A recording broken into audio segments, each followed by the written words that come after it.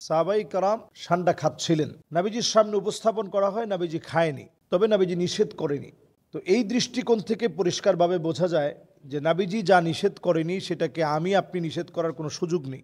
মরুর দেশে পাওয়া যায় যে ঠান্ডা খাওয়া হালাল নাকি হারাম অত্যন্ত গুরুত্বপূর্ণ। আমাদের দেশে কোনো একটা ট্রেন্ডিং শুরু হলে সবাই ওইটার প্রতি খুব আকৃষ্ট হয়ে যায়। সস্তায় আমরা যখন আকৃষ্ট হই তখন নানা ধরনের অঘটন কিন্তু আমাদের দেশে ঘটে।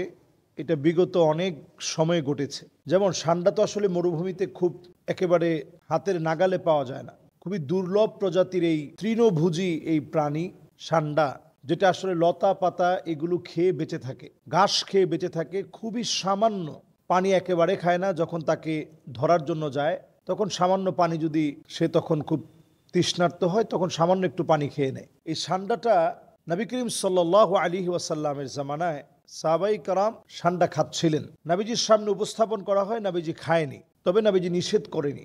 তো এই দৃষ্টিকোণ থেকে পরিষ্কারভাবে বোঝা যায় যে নবীজি যা নিষেধ করেনি সেটাকে আপনি নিষেধ করার কোনো সুযোগ নেই। নবীজি নিষেধ করেনি, নবীজি বলছে ঠিক আছে তোমরা খাও। সেই মুসলিমে একটি হাদিস এসেছে, নাহা রাসূলুল্লাহ সাল্লাল্লাহু আলাইহি ওয়াসাল্লাম আন আকলি কুল্লু যী নাবিন মিনাস সাবঈ।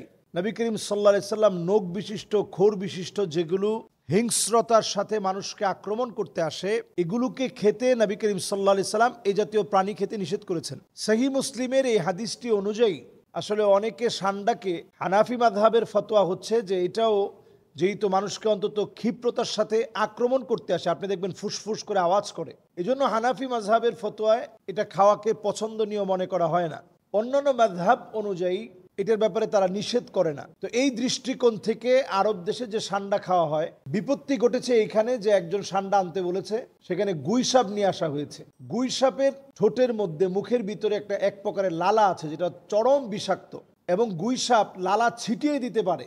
যদি সে প্রচণ্ড ভয় পেয়ে যায় এবং মনে করে যে আমাকে যে কোনো সময় আক্রমণ করা হবে, তখন এই বিষাক্ত লালা ছিটিয়ে দেওয়ার মধ্য দিয়ে আপনি কিন্তু ক্ষতিগ্রস্ত হবেন এবং আপনি এই বিষক্রিয়ায় নানাভাবে আপনার প্রাণ চলে যেতে পারে। এই জন্য গুইসাপ আর ষান্ডা একেবারেই এক না। ষান্ডা খুবই শান্তশিষ্ট একটা, খুবই নিরীহ, গুইসাপও নিরীহ, কিন্তু গুইসাপের খাবারের প্রকৃতি আর ষান্ডার খাবারের প্রকৃতি ভিন্ন। গুইসাপ হচ্ছে মরা মুরগি, মরা ছোট ছোট কোনো কীটপতঙ্গ, এমনকি ডিম, সাপের ডিম পর্যন্ত সে খেতে পারে। আর সেখানে ষান্ডা হচ্ছে শুধু লতা পাতা গাছ, এই ছোট ছোট লতা পাতা খেয়ে বেঁচে থাকে, এবং বসবাসের প্রকৃতিও সম্পূর্ণ ভিন্ন। ওইটা হচ্ছে পাহাড় পর্বতে, মরুময় বেষ্টিত, পাথরের পাহাড় বেষ্টিত জায়গায় ছোট্ট একটা গর্তের ভিতরে লুকিয়ে থাকে। তো অ্যারাবিয়ানরা তখন সেখানে পানি আর পানি ঢালতে থাকে, বিরাট বিরাট পানি নিয়ে যায়। তো সেখানে পানি ঢালতে থাকে, তো যেহেতু পানি সহ্য করতে পারে না ষান্ডা, সে উপরের দিকে উঠে আসে এবং একটা পর্যায়ে তাকে ধরা হয়। এবং এটা অ্যারাবিয়ানরা বিরিয়ানিতে ব্যবহার করে, ষান্ডার বিরিয়ানি এটা তারা ব্যবহার করে।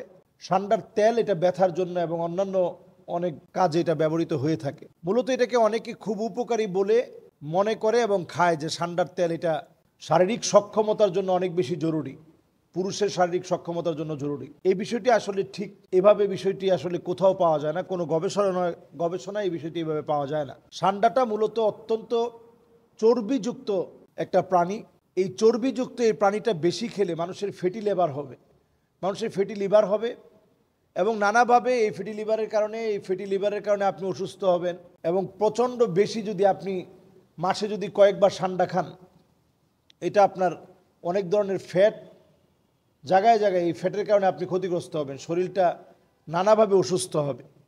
তো এটা পরিষ্কার বিষয় যে এই ষান্ডা, এটার ভিতরে আমরা যেটা মনে করে অ্যারাবিয়ানরা খেয়ে থাকে, অথবা যেটা আমরা মনে করে থাকি, বিষয়টা কিন্তু আদৌ এমন না। আল্লাহ আমাদেরকে বোঝার তৌফিক দান করুক।